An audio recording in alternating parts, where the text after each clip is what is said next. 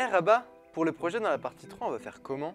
Très bonne question. Eh bien justement, dans chaque partie, il y a un exercice projet qui te servira à créer ton Serious Game dans la partie 3. Et là, on commence avec la manipulation des listes. Alors, dans cet exercice objectif projet, on va apprendre à manipuler les listes. Ici, on a pour le jeu vidéo qu'elle crée, Pauline veut stocker le nom des joueurs dans une liste et les scores dans une autre liste. Donc on va ici commencer par recopier la liste pour répondre à la question A et B.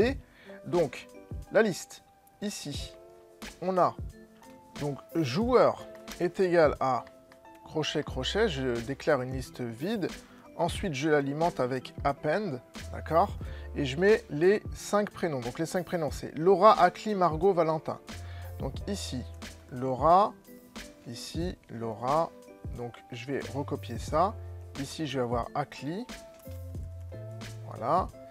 Ensuite, on a ici Margot et Valentin. Donc, Margot et ici, Valentin. Hop là. Et ensuite, j'ai simplement le score. Donc 130, 220 et 240. 130, 220 et 240. Donc score est égal à 130,10, 220 et le dernier c'était 140. Donc 140 juste là. Donc la première question c'est, on va zoomer ici un petit peu. Donc la première question c'est, quel est le score de Valentin? Ce qu'il faut savoir c'est que ici ça commence en 0, ensuite 1, 2 et 3. Donc ici c'est 0, 1, 2 et 3. Le score de Valentin c'est 140.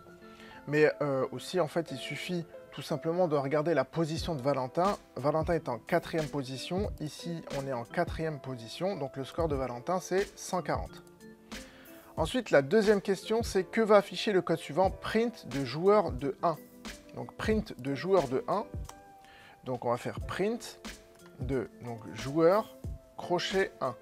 Voilà. Donc je viens de répondre à la question. En fait, on commence en 0. Donc le 1, c'est Akli. On va tester tout de suite. Voilà.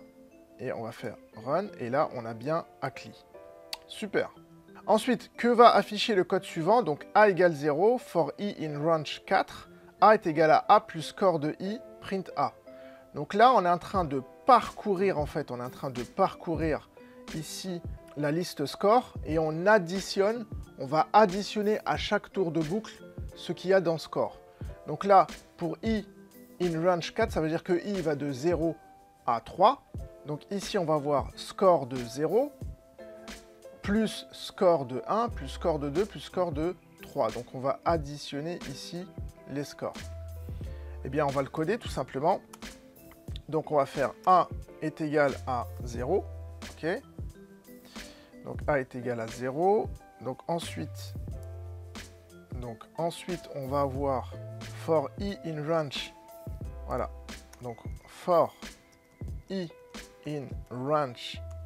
On va mettre un espace in range, donc 4. Voilà.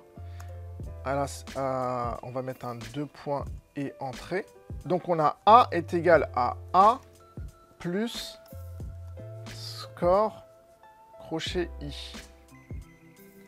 Et ensuite on a print de A. Alors A est égal à A plus score crochet I. C'est tout simplement de dire que A va recevoir la précédente valeur de A plus le score. Ce qui permet en fait de sommer à chaque tour de boucle. Eh bien, on va le mettre. Et là, on a 500. 500, si on fait 130 plus 10, ça fait 140. 140 et 140, ça fait 380. 380 et 220, ça fait 500. Donc c'est bon. Donc on a bien en fait la somme de tous les scores qui sont ici. Quelle instruction permet de calculer la moyenne des scores des joueurs? Donc là, ici, étant donné que on a A qui est la somme des scores, pour calculer une moyenne, il suffit de diviser par le nombre de notes. Donc on va taper ici moyenne est égal à A diviser par 4, tout simplement, et on va faire print moyenne. Et voilà, et on va voir ce que ça donne ici. Donc la moyenne, c'est 125 points en moyenne. L'instruction qu'il fallait taper, c'est simplement A divisé par 4, le mettre dans une variable et afficher la variable. Évidemment, tu aurais pu aussi faire ça directement, print directement A divisé par 4. Et voilà. Et donc là, on aurait eu, pareil, on aurait eu 125. Donc voilà pour ce premier exercice. C'est en plus un exercice projet qui te sert dans la partie 3. À toi de jouer.